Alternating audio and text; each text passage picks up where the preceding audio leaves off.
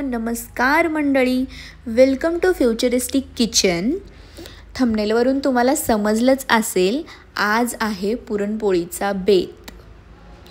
तर आज मी मैदा न वापरता किंवा सोडा न घालता काटोकाट फुलणारी आणि काटोकाट पुरण असणारी पुरणपोळी करणार आहे।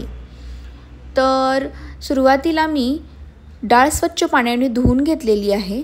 त्याच्यामध्ये हळद आणि थोडं तेल घातलेलं आहे। गरम पाण्यात कुकरला 4 शिट्ट्या करून घेतलेल्या आहेत, जेणेकरून डाळ पटकन शिजेल आणि डाळीला कलरही छान येईल। बघा, मस्त अशी डाळ शिजलेली आहे। त्यानंतर लगेचच कणिक करायला घेतलेली आहे। त्याच्यासाठी ज्या वाटीने आपण डाळ घेतली होती त्याच वाटीने 2 वाटी गव्हाचं पीठ घेतलेलं आहे। त्याच्यामध्ये हळद आणि मीठ घालून थोडं थोडं पाणी घालून छान अशी कणिक मळलेली आहे।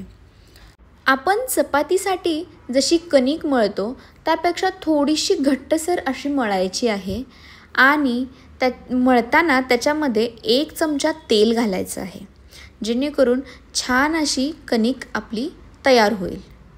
बघा, मी तेल घातलेलं आहे आणि थोडा वेळ मर्दून तिला जराशी पातळ केलेली आहे आणि आता तिला आपण मुरण्यासाठी ठेवणार आहोत। किमान 30 मिनिट तरी ती भिजायला हवी। त्याच्यावर झाकण ठेवून छान तिला मुरण्यासाठी ठेवून देऊयात। तर लगेचच आपण पुरणाचं प्रिपरेशन करू। पुरणासाठी जी निथळून घेतलेली डाळ होती ती कढईमध्ये घातली आणि जितका आपण 1 वाटी डाळ घेतली होती तर पाऊण वाटी आपण गूळ घेणार आहोत। हे प्रमाण अगदी योग्य आहे। तुम्हाला जास्त गोड हवे असेल तर 1 वाटी घेऊ शकता तुम्ही गूळ। त्यानंतर वेलची पूड घातली, चिमूटभर मीठ घातलं। मीठ घातल्यामुळे पुरणाला टेस्ट खूप छान येते। बघा, जसा जसा गूळ वितळत जातो तसं पुरण पातळसर होतं। त्यानंतर थोड्या वेळाने घट्टसर व्हायला लागतं, तेव्हा पूर्ण असं परफेक्ट पुरण तयार होतं। हे बघा, परफेक्ट पुरण तयार आहे। पुरण थोडं थंड झालं म्हणजे कोमट झालं की असं मी वाटायला घेतलेलं आहे। ही आहे सोपी पद्धत। पुरण यंत्रातून किंवा अजून कोणत्याही टूल्समधून जास्त वेळ लागू शकतो, पण या टूल्सने पटकन असं पुरण रेडी होतं। बऱ्यापैकी माझं सगळंच पुरण वाटून तयार झालेलं आहे।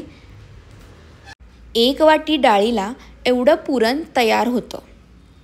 तर आता आपली कणिक बघा, खूप छान अशी भिजलेली आहे, मऊ लुसलुशीत झालेली आहे। त्यामुळे जास्ती काही मर्दायची गरज नाही आहे।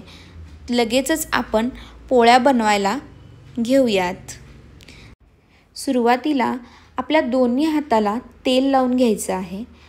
अगदी छोटा गोळा घ्यायचा आहे कणकीचा आणि त्याहूनही मोठा गोळा असणार आहे पुरणाचा, जेणेकरून पुरण काटोकाट जाईल। कणकीचा असा वाटीचा आकार करून घेतल्यानंतर त्याच्यामध्ये अगदी हलक्या हातांनी पुरण भरायचं आहे आणि वरती असं झाकायचं आहे। जे एक्स्ट्राची कणिक आहे ती काढून घ्यायची आणि आपला गोळा रेडी झालेला आहे। आता पुरण कुठूनही बाहेर येणार नाही। मी तुम्हाला लाटून दाखवते। त्याच्यासाठी जास्त गडबड न करता पोलार अशा हाताने आपण पोळी काटोकाट लाटून घ्यायची आहे। हे बघा, पुरण सगळीकडे पसरलेलं आहे आणि मी पोळी रेडी केलेली आहे। पोळी अलगद हाताने उचलून बघा, खाली जराही पुरण चिकटलेलं नाही। तर लगेच तव्यात घातल्यानंतर पलटायची गरज नाही। लगेच पलटल्यामुळे पोळी फुगत नाही। तर पलटी केल्यानंतर तेल लावल्यानंतर बघा, अशी टम्म अशी काटोकाट आपली पोळी फुगून तयार आहे। त्याच्यावरती तेलाची धार, तुपाची धार तुम्ही घालू शकता आणि अशा मऊसर पोळ्या आपल्या तयार होतात। मैदा न वापरता किंवा सोडा न घालता काटोकाट अशा फुगलेल्या पोळ्या मी करून घेतल्या। राहिलेल्या पोळ्यासुद्धा मी करून घेतलेल्या आहेत आणि बघा, आपल्या पोळ्या रेडी झालेल्या आहेत। तर मी तुम्हाला उघडून दाखवते की पुरण काटोकाट गेलेला आहे. आपण जास्त पुरण घातल्यामुळे खूप छान अशा मऊ लुसलुशीत पोळ्या रेडी झालेल्या आहेत. आणि माझ्या व्हिडिओला लाईक करा, शेअर करा, सबस्क्राईब करा. Thank you for watching.